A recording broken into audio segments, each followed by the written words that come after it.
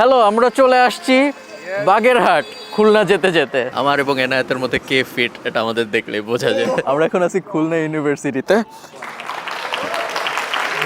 পদ্মা সেতু টাইপ বই কেউ পড়ে না, সো এখন দুনিয়া। হ্যালো, হাই সবাইকে। আমরা আজকে যাচ্ছি খুলনা, ভোরবেলা উঠছি।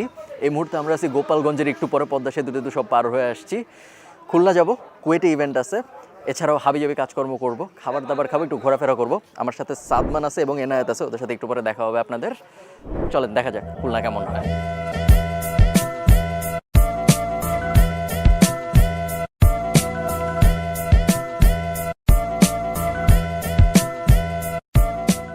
এনায়েত চা খাবে না, কিন্তু পিয়ার প্রেশারের উপরে সবাই যখন চা খাইলো তখন এনায়েত ঠিকই একটা চা অর্ডার দিল, কিন্তু চিনি ছাড়া। আর চিনি ছাড়া চা খাওয়া তো ভালো। আমরা এখন ক্যালোরি ডেফিসিটে চেষ্টা করতেছি। ফারহান ভাইয়ের আরো বেশি ওয়ার্কআউট করা উচিত, এটা তো আমরা সবাই জানেন। ফারহান ভাই, আমার এবং এনায়েতের মধ্যে কে ফিট এটা আমাদের দেখলেই বোঝা যায়। Emotional damn it. হ্যালো, আমরা চলে আসছি বাগেরহাট খুলনা যেতে যেতে। টিকিটের দাম 20 টাকা এক একটা। আমরা কিন্তু ফারহান ভাইয়ের সাথে আসলে কখনো আমরা মানে মানি ব্যাগ বের করি না। ফারহান ভাই সবকিছু দেখে, এটা বড় ভাই নীতিতে চলে। সাদমান এখানে ড্রোন নিয়ে আসছে, ঘুম থেকে উঠে এখন প্রসেস করতেছি। হ্যাঁ, সাদমান সেই একটা ঘুম দিছে, মানে হচ্ছে আমরা একটু আগে ওকে গুড মর্নিং বলছি। এখন দেখা যাক আমরা ঢুকি। আমার পিছনে আপনারা দেখতে পাচ্ছেন এনায়েত আর সাদমান, আর এনায়েত আর সাদমানের পিছনে আমাদের আছে হলো 60 গম্বুজ মসজিদ। জনপ্রিয় নাম 60 গম্বুজ, বাট আসলে 60টা গম্বুজ না, গম্বুজ 77টা, বাট 60টা বলা হয় কারণ পিলার এবং গম্বুজ দুইটা নিয়ে একটু কনফিউশন হয়েছিল, যে কারণে 77টা গম্বুজ থাকার পরে এটাকে 60 গম্বুজ মসজিদ বলা হয়।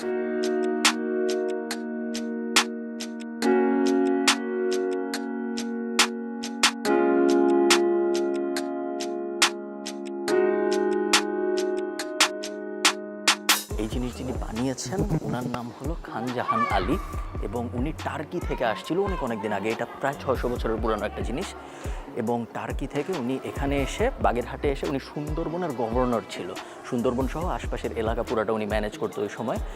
এবং উনি শুধু 60 গম্বুজ মসজিদ বানায়নি, অনেকগুলো মসজিদ বানাইছে উনি। এবং উনার কারণেই মূলত বাগেরহাটকে বলা হয় the city of mosques, because এই শহরে অনেকগুলা, সবচেয়ে বেশি মসজিদ এরকম না, বাট সবচেয়ে সুন্দর সুন্দর মসজিদগুলো কিন্তু বাগেরহাটের ভিতর, আমরা অনেকেই জানি।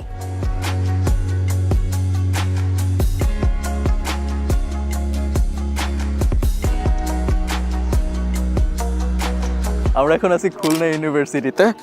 আমার পিছনে আপনারা দেখতে পাচ্ছেন খুলনার খুলনা কিন্তু 3rd লার্জেস্ট ইকোনমি বাংলাদেশের, আপনারা অনেকেই জানেন না। এবং খুলনার পারচেসিং পাওয়ার $95 বিলিয়ন মতো, ঢাকার $400 বিলিয়ন কম্পেয়ার করার জন্য আমি বলতেছি।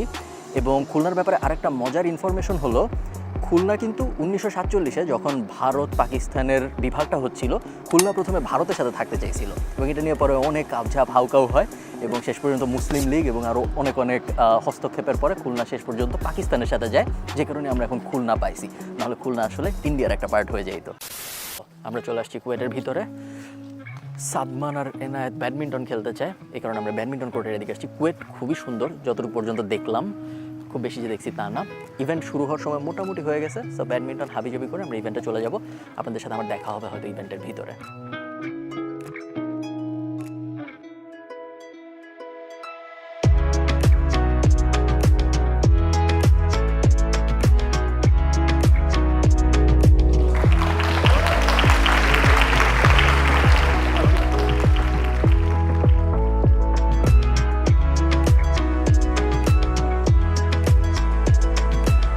হ্যালো সবাইকে, হাই।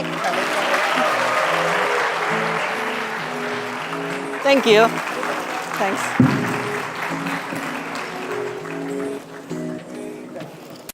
হ্যালো হাই, হ্যালো সবাইকে, কি অবস্থা?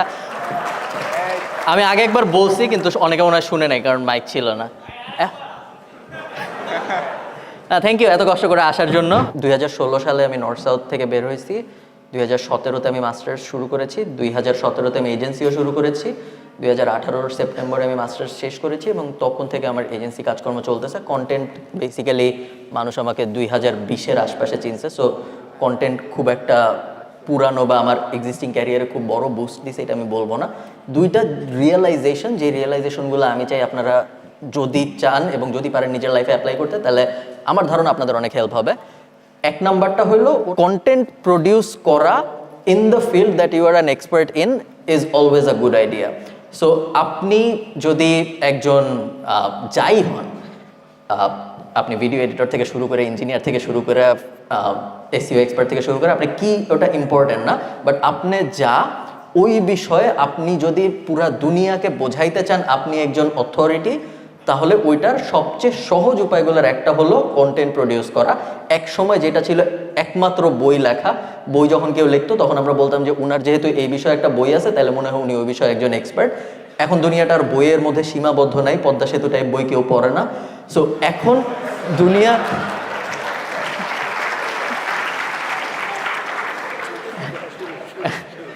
এখন মেইনলি আপনার যেটা করতে হবে, আপনার ভিডিও বানাইতে হবে না, বাট আপনার কোনো না কোনো ফর্মে কন্টেন্ট বানাইতে হবে আপনি যেই ব্যাপারে এক্সপার্ট ওই ব্যাপারের উপরে। আর পয়েন্ট নাম্বার 2 হইল আপনার যে স্কিল, এই মুহূর্তে আমাদের সবারই কোনো না কোনো স্কিল আছে, যদি না থাকে তাহলে আপনি খুবই বাজে অবস্থায় আছেন। আপনার অবশ্যই কোনো না কোনো একটা স্কিল অ্যাকোয়ার করার চেষ্টা করা উচিত যত তাড়াতাড়ি সম্ভব, এবং স্কিল অ্যাকোয়ার করার পরে আপনার ইমিডিয়েট কাজ হওয়া উচিত ওই স্কিলটা ব্যবহার করে কিভাবে আমি একটা স্মল বিজনেস দাঁড় করাবো। কারণ একটা স্মল বিজনেস যত তাড়াতাড়ি এবং যত এক্সপোনেনশিয়ালি আপনাকে প্রফিটেবিলিটি দিবে তত তাড়াতাড়ি অন্য কোনো কিছু দিবে না, চাকরিও দিবে না, বেসিক্যালি অন্য কোনো কিছু দিবে না। সো এই দুইটা হইলো আমার লাইফের রিয়েলাইজেশন থেকে আমি বলতেছি যে এই দুইটা জিনিস যদি আপনি করতে পারেন আপনি 99.9% মানুষের থেকে জীবনে অনেক আগায় যাবেন। এই যে এরকম কথাবার্তা শুনে আসলে তেমন কোনো লাভ আপনি ইকুয়েশন দিয়ে মিলাইতে পারবেন বলে আমার মনে হয় না, যে এই কথা শুনছি, এই কথার মধ্যে এটা বলছিল, ওইটা আমি এইভাবে টেমপ্লেট ধরে এনে বসাইছি, তারপর আমার জীবনে এই উপকার হয়েছে। এটা সাধারণত হয় না।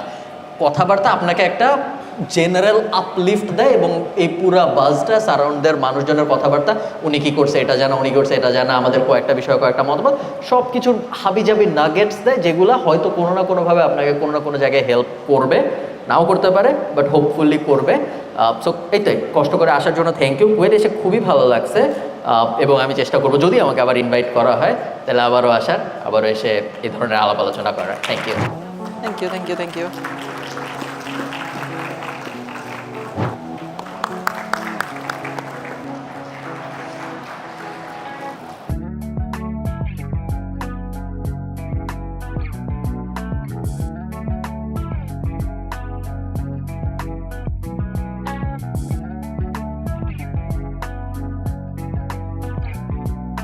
ওকে, আমাদের ইভেন্ট শেষ, এখন আমরা ঢাকার পথে ফেরত যাচ্ছি। এখন সময় 11টার কাছাকাছি, আমাদের ঢাকা পৌঁছাইতে হয়তো 1টা বা 2টা হয়ে যাবে। ইভেন্ট ভালো হয়েছে, খুলনা বেশ মজার ছিল। এনায়েত, সাদমান, কিছু বলার আছে? আজকে আমার দিনটা অনেক সুন্দর কেটেছে, আমি সারাদিন অনেক ভালো ভালো কাজ করেছি, এই জন্য আমাকে পুরস্কৃত করা হবে। খালিদ ফারহান ভাই বলছে পিছনে গাড়িতে অনেক টাকা পয়সা আছে। Sadman? Alhamdulillah for everything. Thank you so much for watching. Allah Hafiz. Bye bye.